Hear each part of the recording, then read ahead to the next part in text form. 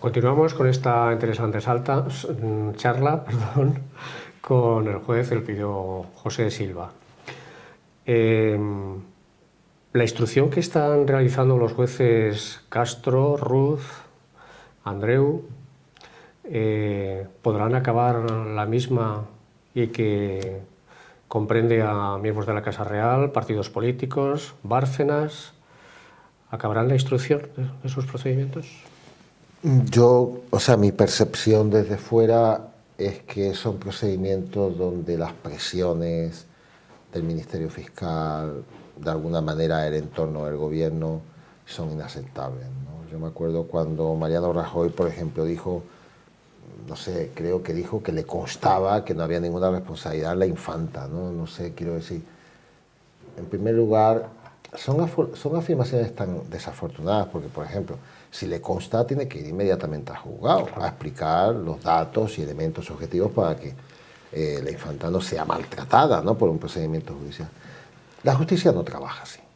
La justicia hay que dejarla en paz, con todo el respeto a los derechos fundamentales y a las garantías de los ciudadanos, pero la justicia debe trabajar con otra tranquilidad. Y es evidente que después de lo que pasó conmigo, el aviso navegante fue tremendo. Yo hablé no hace demasiado tiempo con el juez Castro, por Twitter, y me comentaba muy preocupado, decepcionado, de que él realmente solamente era el cuidador de la cuesta de Aquitania, la cuesta que va al juzgado. Porque de alguna manera decía esto... No lo controla. No lo controla, no. El tema no solamente es que no lo controle, sino que no hay una sensación... Es como si viéramos que un jugador en el fútbol, en el campo de fútbol, pues notas que tiene hilos que no le dejan correr. Que tiene un hilo que de pronto tiras de la pierna y le tiras al suelo. Es decir, el juez tiene tantos hilos conectados con el que le puedes tumbar que realmente no podemos hablar. Estas causas... será de ellas lo que el gobierno quiera. Y entonces es terrible, porque estás utilizando a la justicia a lo mejor para ir contra aquellos grupos de poder o políticos con los que no puedes terminar políticamente. Pero no tengo una sensación de funcionamiento a fondo. Si para imputar a una persona hay que dictar un auto de 400 folios, yo creo que ya estamos en un mundo extraño. Si para instruir una causa pasan años y años y nunca terminamos. Y ver papeles de la Fiscalía que parecen algo ahora defensores. Sí. Y después cosas muy importantes, ¿no? Es decir, la comunicación no termina de adaptarse a la realidad. O sea, Bárcenas, por ejemplo, no era ningún tesorero, era el apoderado y gerente general del Partido Popular. Es un tema de tesorería solo. Ruz está diciendo que hay más que indicios, probables indicios, ¿no?, presuntos indicios de una financiación irregular durante 18 años. Pero hay cosas pero hay cosas que hay que decir con claridad. En primer lugar, nadie concibe que una plaza como la de Ruz esté cubierta por un juez accidental. Eso es intolerable. ¿Por qué? Porque, hombre, es que un juez accidental lo cesas cuando quieras. Es lo que va a ocurrir. Lo cesas cuando quieras. Es decir, si tienes a toda la carrera judicial montada, ¿qué explicación me das para que en esta plaza concreta donde está acusado el Partido Popular pongas un juez accidental? Esto es cosa del Consejo General del Poder Judicial. Es a lo que me refería. La política utiliza a un órgano constitucional y acaba consiguiendo sus fines, de manera que yo preferiría que lo hiciera el Ministerio. Yo creo que un juez en España estaría más amparado dependiendo del alcalde de su localidad.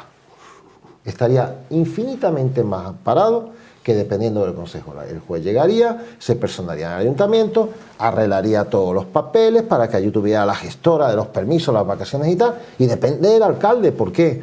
Porque es tremendo el Consejo, aparentando una cierta jurisdiccionalidad que no tiene, aparentando una cierta imagen judicial, porque de hecho se pone Consejo General de Poder Judicial. En ese gobierno donde trama y penetra en el ámbito jurisdiccional de cada juez, porque gobierna a los jueces, se carga la justicia. Entonces, es absurda la situación de Ruz, no se entiende. Hay un titular de esa plaza que está por Londres haciendo no se sabe qué, pero ¿quién gestiona esto? ¿Pero quién le ha permitido a ese magistrado que se vaya a Londres? Pero ¿cuál es la preferencia del servicio? A ver, aquí hay un servicio público. Una plaza dotada perfectamente. La plaza resulta que está investigando al partido del gobierno. La plaza tiene un titular. La ocupa y se va a Londres. ¿Qué es esto? ¿Esto es una broma? Ahí cubren la plaza con un accidental. A gastar dinero. Que además no es el que tiene que estar. No, hombre, esto no. ¿Tú crees que cuando acabe la instrucción, como habrá un nombramiento? Ni Berlanga llegó a describir algo así. Cuando acabe la instrucción de estos casos, llegará el procedimiento del juicio. Habrá otros jueces, evidentemente. ¿Eso es una maniobra? Hombre, es que claro, cuando algo... A ver, todos sabemos que en este país hay dos agendas muy importantes. La agenda mediática y la agenda política. ¿Qué quiere decir controlar la agenda? Pues que yo controlo los tiempos. ¿Y qué quiere decir para un poder del Estado controlar los tiempos? Tener el poder. Es que si un poder del Estado no controla los tiempos, no tiene el poder. Si yo no controlo la agenda, quiere decir que no la tengo. Vale. ¿Quién controla la agenda judicial? Los jueces no. Claro, con este esquema, el juez tiene que estar, en primer lugar, a la agenda del fiscal, adaptarse a la del fiscal. Fiscal. Sí, claro, porque si no tienes, una fiscalía... Fiscal, abogado, defensor. Claro, si no tienes una fiscalía independiente, ya sabes que la agenda que te llega directamente, a nivel de prácticamente transfusión sanguínea al juzgado, es la agenda del Poder Ejecutivo. Sí. Claro, porque si no es independiente, pues vamos a hablar, claro, la agenda del Poder Ejecutivo llega allá al juzgado. Claro, y allí tienes que estar trabajando todos los días con esa agenda. Si tuvieras poder no pasaría nada, pero es que tampoco lo tienes. Como no tienes policía propia ni peritos propios, al no tener los tiempos, todas estas causas con la presión y el signo político tan tremendo que hay en ellas, porque tenemos que saber lo que quiere decir que el Partido Popular sea un partido criminal. Quiere decir que lo estamos colocando al nivel de los partidos que hemos tenido que ilegalizar en este país por estar en el delito. Claro, esto al juez que lo tenga que resolver, que nunca se debe llegar a algo así. Esto realmente es una crisis de Estado. Es una crisis de Estado. Esto se resuelve políticamente. Hay que disolver las cámaras ya y poner en marcha un proceso constitucional, pero rápido. ¿Qué pasa? Que el que tiene que hacerlo no tiene la responsabilidad política de un país democrático. Bueno, pero este problema existe ahora, existía antes también, ¿no? Con el anterior gobierno. Esto ha existido con todos los gobiernos, pero hay una particularidad.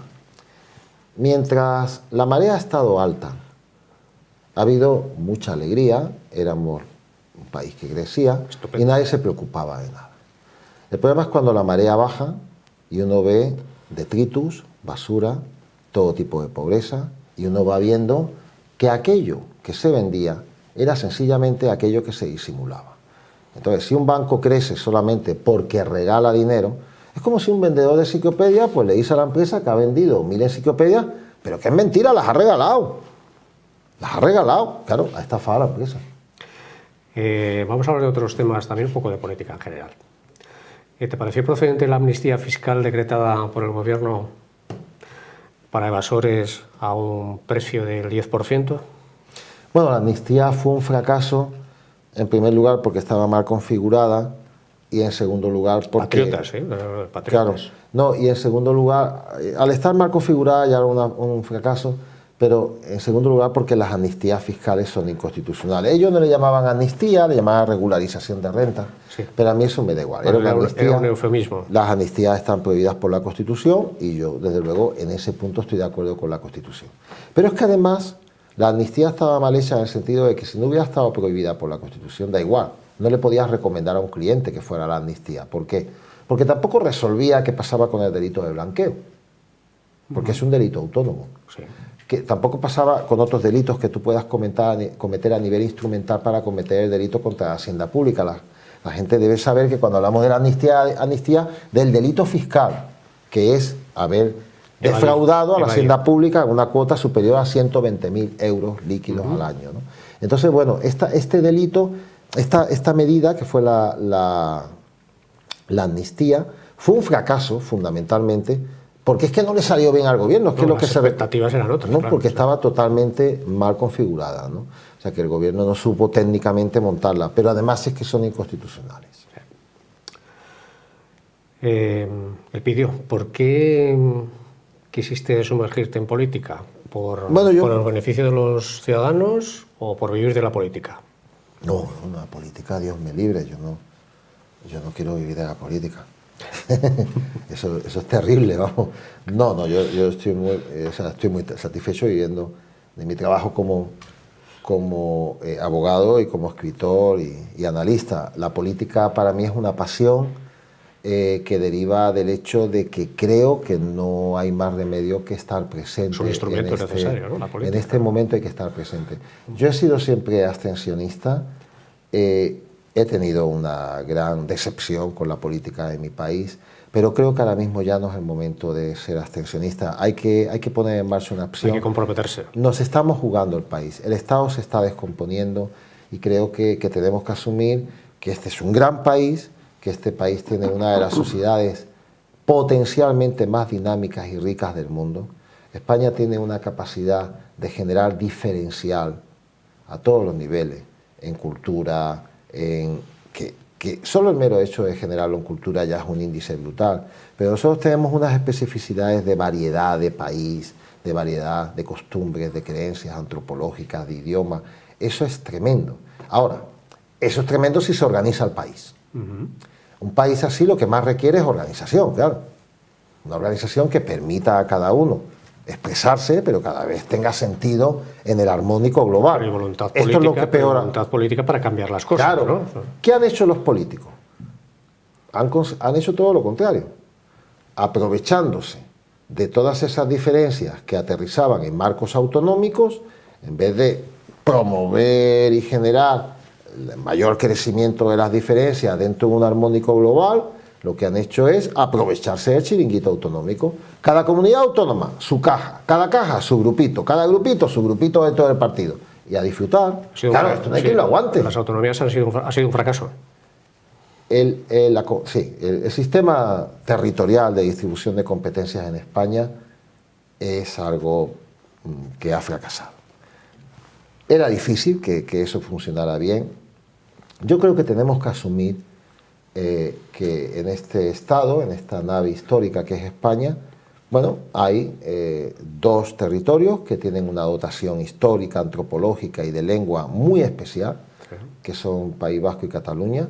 El hecho diferencial también por idioma se da en Granada. Y yo creo que tenemos que partir de un Estado federal en donde estos tres territorios tengan un tratamiento acomodado a su proveniencia y proyección histórica propia. Son países, forman parte del Estado español, obviamente. El Estado español es capaz de asumir esto y mucho más, pero con organización y con unos políticos que trabajen de otra manera, no que utilicen todo esto para montar cajas que después arruinan y nos mandan a todos a la falta de soberanía económica que tenemos ahora. ¿Qué te parece la formación Podemos? ¿Es una alternativa? ¿Es el acicate contra la casta?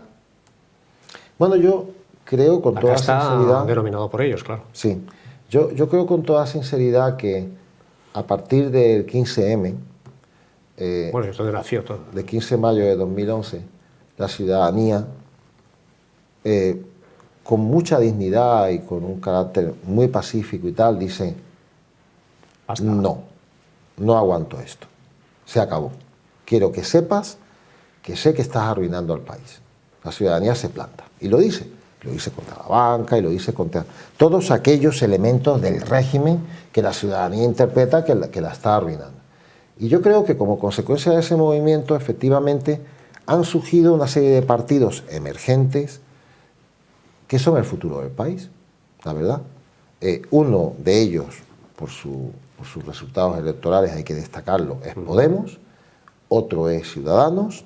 También hay que tener en cuenta a Vox. Estamos nosotros, Movimiento Red, el Movimiento de Renovación Democrática Ciudadana, y el Partido X creo que finalmente se ha refundido con Podemos. ¿Estos partidos que mencionas continúan con el mismo discurso que cuando comenzaron? ¿O ha cambiado? En el caso de Podemos ha habido matizaciones al discurso, y en el caso de Ciudadanos y nosotros no. Ha sido bastante consistente en ese sentido, ¿no? El discurso de Podemos ha madurado, pero yo esto lo encuentro positivo, quiero decir, para mí es un valor político, es decir, lo que no podemos... A ver, a veces nos quejamos, ¿no? Y decimos, es que este político es muy rígido, este es un político contumaz, no cambia el criterio y se debe dar cuenta. Pero están ahí por voluntad ciudadana, o sea, eso Claro. es incuestionable. Claro, ¿no? Y el PP le criticamos que efectivamente no se da cuenta de que la gente se tiene que expresar y tal. Por tanto, el hecho de que Podemos sea capaz de elaborar un discurso en el que no tenga el más mínimo inconveniente en modificar posiciones, yo no lo encuentro negativo. Yo lo que sí creo es que todos debemos darnos cuenta de una cosa muy clara. No podemos seguir soportando al régimen, porque nos jugamos el país y nos juguemos la ruina y la pobreza, y este es nuestro país, y esto es un referente fundamental para nosotros. Y tenemos que hacer un esfuerzo, obviamente, de coalición, de sinergia, para conseguir que el régimen no renueve. Sinergia, por supuesto, pero es poco entendible cuando los dos grandes partidos tienen un nivel de corrupción importante. Los ciudadanos siguen votando, parece que siguen premiando o perdonan y bueno, los ciudadanos, no pasa nada. A ver, a los ciudadanos hay que comprenderlo. A veces...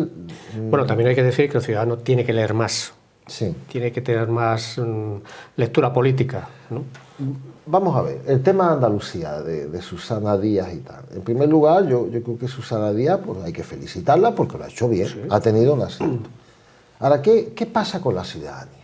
A ver, resulta que el partido, que aparentemente genera un mayor grado de corrupción en Andalucía, es el Partido Socialista, Obrero Español, porque está imputado Partido Socialista en todas las causas de los seres y tal. A nivel nacional, ¿no? Yo estoy hablando ahora de Andalucía. Concretamente, ¿no? Del tema andaluz, ¿no? Y allí gana el Partido Socialista. Y el PP, que allí tenía que haber subido, pierde todavía más. Yo hago la siguiente lectura. Creo que la gente está empezando a darse cuenta de lo que hay. Y al Partido Popular le han dado un palo muy fuerte en Andalucía. Sí. Además, la ciudadanía ha señalado claramente a Ciudadanos como un partido que en principio le comería muchísimo terreno al Partido Popular. Y en cuanto al PSOE, debemos saber algo, vamos a ver. La gente, lo que vive en España es un estado de emergencia. De emergencia. De emergencia intestinal. O de desesperación. De desesperación o emergencia. Es decir, la gente dice, si no voto al Partido Socialista, seguiré comiendo, seguiré manteniendo mi casa, seguiré en mi puesto de trabajo. Oye, a ver si los voy a votar, porque lo primero es que yo salga adelante. Bueno, pero es que eso lleva 33 años. ¿No? Sí, el problema es que el andaluz, en Andalucía, por Andalucía han pasado los fenicios, los árabes, sí, los visigodos. Los andaluces han visto a mucha gente pasar por allí. Entonces los andaluces oyen a una historia de nuevos partidos, de no sé cuánto, y dicen, bueno, estos me dan de comer. Y a estos voto. Lo que tenemos que romper es ese equilibrio. ¿Pero estás diciendo algo más entre líneas? No, lo que digo sencillamente es que tenemos una población desesperada. Si tenemos una población sin sociedad civil, sin capacidad de generar riqueza, sin capacidad de ir a la microempresa, ni a la mediana empresa, ni a ningún tipo de empresa, porque no hay crédito, ni microcrédito, ni hay nada, y a esa población la tenemos enganchada al Estado, a la comunidad autónoma, que públicamente la mantiene a través de todo tipo de medidas públicas, esa población al final es cautiva. Depende de ese partido, depende de esa forma política, y aunque no les quiera votar, les vota porque no tiene más remedio, porque por encima del voto está la subsistencia. Por tanto, el que empieza a criticar a esta población andaluza, lo primero que tiene que saber es que se tiene que colocar en las condiciones materiales. ¿Me estás hablando del PER, por ejemplo? Pues hablamos del PER, hablamos de las subvenciones, hablamos de la permisibilidad, de que se te dejen hacer otras tareillas mientras haces tal cosa, hablamos de toda una manera de vida que hay en Andalucía, que es una manera de vida que tiene que ver con una economía de subsistencia, donde yo no tengo una sociedad civil fuerte, industrial, con un tejido sólido de tipo empresarial, donde haya trabajo para todos, donde haya capacidad de innovación tecnológica, de servicios, etcétera. No tenemos eso en Andalucía, ni nadie lo ha querido crear, porque el Partido Socialista, para lo que yo estoy diciendo, me tendrían que documentar un poco para ver qué política ha puesto en marcha. Yo digo que ninguna. Espero que sea verdad, porque si han puesto alguna, vaya fracaso. O sea que espero que sea verdad que ninguna. En serio, ninguna. Entonces, claro, generamos al final una población de una característica muy determinada. Eso se llama dependencia. Yo no he visto a nadie que cuando comprueba que una persona depende de otra, la critique. Esta dependencia está montada por los políticos. Por tanto, el voto a favor del Partido Socialista es un voto que no lo podemos extrapolar a otras comunidades autónomas. Es un voto que se da en Andalucía porque allí esa dependencia funciona. Y si yo te voto, yo sigo comiendo. En el resto de España no. Por tanto, yo creo que también el Partido Socialista asume que no puede extrapolar los resultados y que es un descalabro grande. Y bueno, se consuma la imagen de Podemos con una cierta duda de qué crecimiento puede tener o no esa imagen en el resto del territorio nacional. Ocurriría lo mismo que está pasando con el Partido Popular en cuanto al nivel de corrupción, que sus votantes no parecen votantes, parecen feligreses. En el caso del PP. En el caso del PP. Sí. En el caso del PP, en cuanto al voto, pasa algo parecido al PSOE. Hay mucho voto cautivo. Claro. Hay un voto de personas que votan para mantener un puesto de trabajo. ¿Cómo es esto del voto? O sea, el voto, si no es un acto libre, donde la persona realmente no tiene una dependencia para votar, tiene sentido. No tiene sentido si se interpreta el sentido de que usted me vota hoy y no le veo en 4 años. Eso no vale. La democracia tiene que tener un planteamiento cotidiano y más o menos periódico, ¿no? Pero al menos el voto ha sido libre, ¿no? De hecho, yo entiendo, por ejemplo, entiendo que cualquier incriminación o régimen sancionador aplicado a no ejercer el voto, a mí me parece que sería ilegal. Estaríamos hablando de otro... Bueno, hay países que lo mantienen y es muy respetable también, ¿no? Pero yo no lo comparto. ¿Por qué? Porque el voto es libre. Y una de las posibilidades del voto es la abstención. No lo veo igual que el voto en blanco. ¿Estás de acuerdo con la independencia de Cataluña? ¿Crees que el señor Mas ha cometido un delito por su consulta? No, yo ya expliqué con Cuní en Cataluña que no. Vamos, la querella de fiscalía me parece una fantasmada.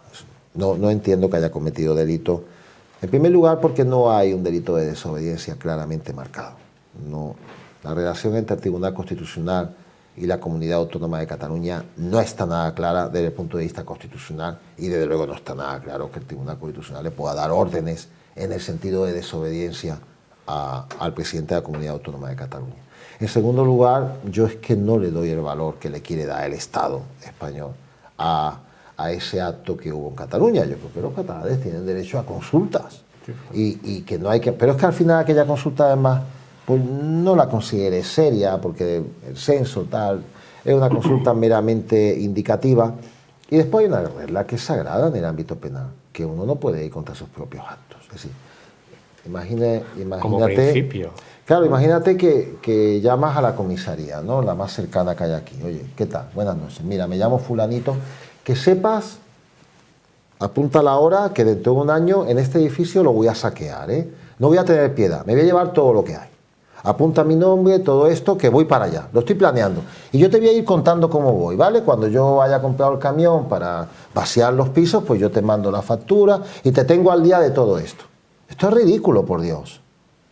No, si está Mas anunciando desde la comisión gestora hacia la transición que ellos han montado en sentido político, le está anunciando al Estado que va a un referéndum o a una consulta y el Estado no interviene, ni fiscalía ni nadie, pues parece que lo consiente.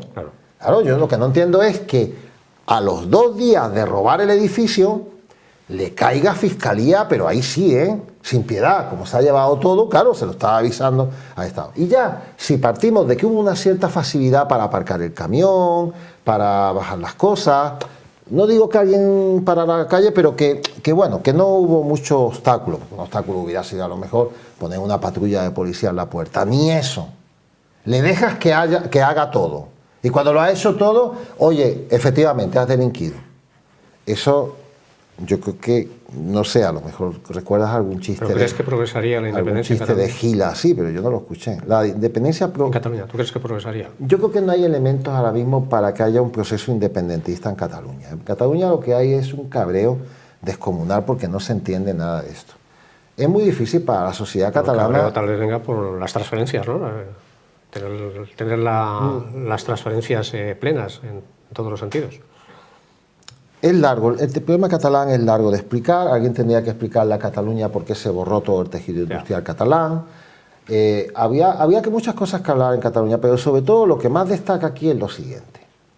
Hay un problema político y resulta que del Estado, desde Madrid, este problema político nos aborda y nos se pone a hablar en política. ¿Y ese problema político cuál es? Mire, usted desde el Estado ha perdido la legitimidad. Como consecuencia de lo que pasa en el Poder Judicial, como consecuencia de lo que pasa en el ámbito de la corrupción, como consecuencia de lo que pasa en el ámbito financiero, usted no tiene credibilidad. Mire, usted nos ha llevado, el bipartidismo del régimen de 1978 nos ha llevado a la ruina. Entonces, mire, ¿qué se recomienda en estos casos? ¿Que uno siga RQR? No. Disuelva las cámaras, vamos a una constitución y vamos a hacer un texto de verdad dialogado, donde escuchemos a catalanes, vascos y nos escuchemos todos, andaluces, canarios, murcianos y se me olvida alguien, da igual, todos, y tracemos un texto constitucional donde podamos vivir de una manera cohesionada, armónica y proyectarnos en el desarrollo del país. Esto hay que hacerlo ya. En cada día que pasa que esto no se hace, los distintos problemas se van recrudeciendo, es decir, así de sencillo, esta es la solución. ¿Qué te parece el escándalo de Bankia, las tarjetas Black? Bueno, terrible, ¿no? En el caso de Caja Madrid, que es el origen de Bankia, pues el supervisor tendrá que explicar muchas cosas tarde o temprano. Yo creo que puede haber responsabilidades penales en el supervisor, me refiero al Banco de España. En el tema de las tarjetas, hablamos de una biopsia tremenda, porque la tarjeta te pone de manifiesto cómo se repartía el botín, ¿no? Porque es un reparto de botín, cada uno sabe lo que tiene que gastar. Sí. Esto es muy interesante. Yo no sé, yo a unas personas las conozco y les digo, mira, toma unas tarjetas, ¿no? Y en principio no tienen por qué saber lo que tienen que gastar con la tarjeta, ¿no? Aquí se sabía perfectamente. Yo 250, yo 50, yo 300, o sea, estaba diseñado. Y después, ¿a qué respondía esto? No respondía a una clase política que entró dentro de una actividad financiera que debe ser gestionada con criterios objetivos y bancarios y entró a repartir el botín. Es un spoil system, es un sistema de expolio. De hecho, el caso Blesa fue denominado originariamente la operación expolio. Expolio. La última pregunta, Elpidio, porque ya se nos acaba el tiempo. ¿Te gustaría volver a las salas de justicia, ejercer la judicatura? Yo creo que con toda seguridad volveré a la judicatura, no sé cuándo. Por ahora no, porque yo me debo a mis clientes ahora mismo, pero con esta justicia no es digno trabajar. En estas condiciones no se puede trabajar, no. No, o sea que creo que hay que hacer cambios importantes y yo desde luego pondré todo lo que tenga que poner en el sentido de mi profesionalidad y mi esfuerzo y pasión porque tengamos una justicia digna, porque lo que está claro es que la que tenemos no nos la merecemos. Claro. Nadie. Sobre todo habría que llegar a la independencia Nadie. absoluta de la justicia, que es lo que no queremos. Bueno, no, absoluta no. Los poderes son equilibrados, pero que haya un equilibrio. Absoluta no, porque el Poder Judicial también puede ser peligroso, igual que hemos visto que los ejecutivos. Tiene que haber contrapesos, tiene que haber un proceso de instrucción especial a jueces que puedan estar delinquiendo, pero con la inmunidad, claro, no los puedes tumbar, tienes que dejarles que terminen la instrucción. Y entonces, bueno, creo que el país esto lo hará y esperemos que sea pronto. Pues hasta aquí esta entrevista, Elpidio José Silva. Muchas gracias. Gracias a ti. Y esperamos tener otra ocasión. Podéis contar conmigo cuando queráis. Sí, sobre todo para hablar del tema de Cataluña y procuraremos que esté en esa entrevista Ramón Cotarelo.